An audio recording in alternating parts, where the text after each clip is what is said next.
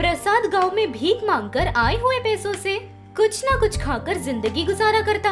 हमेशा की तरह प्रसाद उस दिन भी मांगने जाता है, लेकिन कोई उसकी मदद नहीं करता। बहुत थक जाता है वो। उस पर धूप भी बहुत ज्यादा थी। उस पर बेहोश होकर गिर जाता है वो। कुछ समय बाद वहीं से गुजर रही छाछ बेचने वाली शारदा वहीं पर गिरे प्रसाद को देखती है। बेटा क्या हुआ बेटा? बेटा उठो बेटा। और तभी प्रसाद होश में आता है। कई दिनों से मैंने खाना नहीं खाया, इसीलिए कमजोरी से बेहोश हो गया था। अरे ऐसा क्या? छाछ पी लो। शारदा का दिया हुआ छाछ पीकर प्रसाद कुछ समय बाद ठीक होता है। अब कैसा लग रहा है? अब मैं ठीक हूँ। मैं आपका एहसान कभी नहीं भूलूंगा। ऐसे भीख मांगने से क्या मिलेगा? अच्छे से कोई काम कर सकते हो ना। लेकिन मुझे काम देगा कौन? तो मेरे पास काम करोगे? मैं तैयार हूँ, बताइए क्या करना होगा। मैं हर दिन तुझे छाछ के मटके दूंगी, वो सारे मटके बेचकर पैसे ले आ। हाँ ठीक है। शारदा प्रसाद को अपने घर ले जाती है। रास्ते में प्रसाद के लिए वस्त्र भी खरीदती है। घर जाने के बाद प्रसाद नहाकर शारदा के दिए हुए कपड़े पहनता है। उसके बाद प्रसाद को अच्छा खाना भी देती है।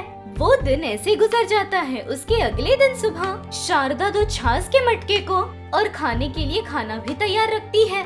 बेटा प्रसाद, ये छाछ के मटके को लेकर बेच कर पैसे लेकर आओ। प्रसाद ठीक है कहकर वहाँ से वो छाछ के मटके और खाने के लिए खाना ले जाकर मार्केट में जाता है। मार्केट में एक जगह बैठकर छाछ बेच रहा था। बहुत ही कम लोग छाछ खरीद रहे थे। बाकी के सारे लोग बगल में ही कोल्ड ड्रिंक पी रहे थे। शाम होने पर और कुछ न कर पाकर लौटकर घर जाता है। घर आए प्रसाद को देखकर शारदा ऐसे कहती है। आ गए, छाछ बेच कर आए हो? अफसोस किसी ने नहीं खरीदा। सभी ठंडी कोल्ड ड्रिंक की दुकान में जाकर ठंडा कोल्ड ड्रिंक खरीद रहे थे। अच्छा तुम जाओ नहा लो, तुम्हें खाना देती हूँ। शारदा के बोलने के अनुसार प्रसाद नहाने चला जाता है। प्रसाद के लिए गरम गरम खाना तैयार रखती है शारदा। कुछ समय बाद प्रसाद आने पर दोनों मिलकर खाना खाते हैं। अम्मा, हम भी एक फ्रिज खरीद ले क्या? हम उसमें छाछ रखकर छाछ बेच सकते हैं, क्योंकि गर्मी बहुत ज्यादा है और लोगों को ठंडी चीजें पीना ही पसंद है। प्रसाद के ऐसे कहते ही शारदा ठीक है कहकर उसके अगले दिन सुबह ही एक फ्रिज खरीदकर उसमें छाछ रखती है। प्रसाद उस फ्रिज के साथ साथ छाछ भी ले जाता है। वहाँ मार्केट में ही ठंडा छाछ बेच रहा था। बहुत सारे लोग वो छाछ पी रहे थे। ऐसे वो दिन गुजरता है। शाम को प्रसाद खाली मटके लेकर घर आता है। घर आए प्रसाद को देखकर शारदा ऐसे कहती है। आज इतने खुश लग रहे हो? हाँ अम्मा, क्योंकि आज हमारे सारे छाछ बिक गए। अच्छा तो फिर ये हमारे बहुत काम आए। हमारा व्यापार बहुत आगे जाएगा। हाँ आपने सही कहा। प्रसाद के आने के बाद से व्यापार बहुत अच्छे से हो रहा था। ऐसे दिन गुजर रहे थे। शारदा बहुत पैसे जमा करती है। एक दिन प्रसाद शारदा के पास आकर ऐसे कहता है। मुझे पैसे चाहिए। अभी क्यों चाहिए? फिजूल के खर्च अच्छे नहीं है। पर मैंने जो पैसे कमाए हैं मैं वही तो मांग रहा हूँ। इस व्यापार के लिए सारा पैसा तो मेरा लगा है ना। जानता हूँ कि आपके पैसे लगे हैं, पर सारी मेहनत मेरी है। मैं चवन्नी भी नहीं दूंगी। तुम्हें जो करना है वो करो। जाओ, तुम्हारी मर्जी। शारदा के ऐसे कहते ही कोई उपाय नजर न आकर वहाँ से चला जाता है। उसके बाद शारदा अपना सारा व्यापार अपने हाथों में ले लेती है।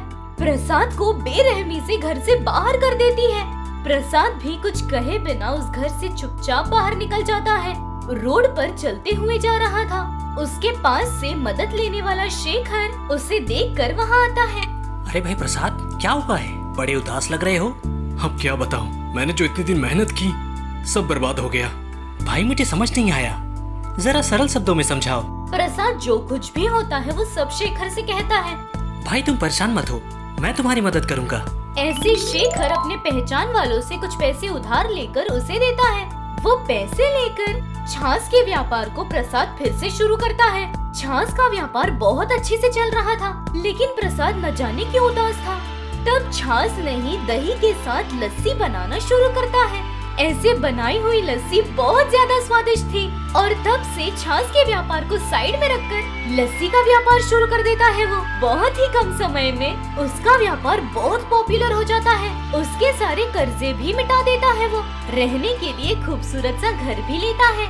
उसके बाद एक अच्छी सी लड़की से शादी करता है।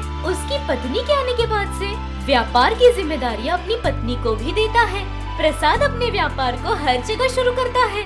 ऐसे उसकी मदद करने के लिए उसकी शुरुआत में मदद करने वाले शेखर को अपने व्यापार में हिस्सेदार बनाता है। ये बात शारदा को पता चलती है। वो जानकर शारदा बहुत ज्यादा खुश होती है। एक दिन शारदा प्रसाद को देखने के लिए घर जाती है। घर आई शारदा को देख प्रसाद बहुत खुश होता है। क्या रे, कैसा है? मुझे तो तू पूरी तरह भूल गया। ऐसी बात नहीं अम्मा, मैं बस अपने व्यापार के काम में कुछ ज्यादा ही व्यस्त हूँ। मुझे तो लगा तू भूल गया। वैसे शादी कर ली सुना? कहाँ है तेरी पत्नी? प्रसाद अपनी पत्नी शांति को बुलाकर अम्मा तुम्हारी बहू शांति ऐसे कहता है। लड़की बहुत ज्यादा सुंदर है, तू बहुत ज्यादा नसीब वाला है। तो बच्चे? अभी वो पेट से है अम्मा। अच्छा, सच? बहुत अच्छा है। अम्मा, आप ही मेरे लिए बड़ी हैं।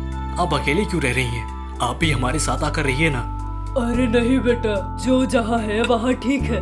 ठीक है अम्मा, आपकी मर्जी। पर आपका जब भी दिल करे आप तब आ सकते हैं। इसे अपना ही घर समझिए। अच्छा प्रसाद, अब मैं चलती हूँ, पहले ही बहुत देर हो गई है। प्रसाद अपने कार में शारदा को घर छोड़कर आने कहता है। तभी घर आया शेखर ऐसे पूछता है। भाई कौन है वो? अच्छा वो शारदा अम्मा है। अच्छा, ये वही है जिन्होंने तुम्हें घर से निकाल दिया था? हाँ वही। तो अब वो यहाँ क्यों आई है भाई? अगर उस दिन उन्होंने ऐसा नहीं किया होता तो आज मैं जिस मुकाम पर हूँ यहाँ तक नहीं पहुँच पाता।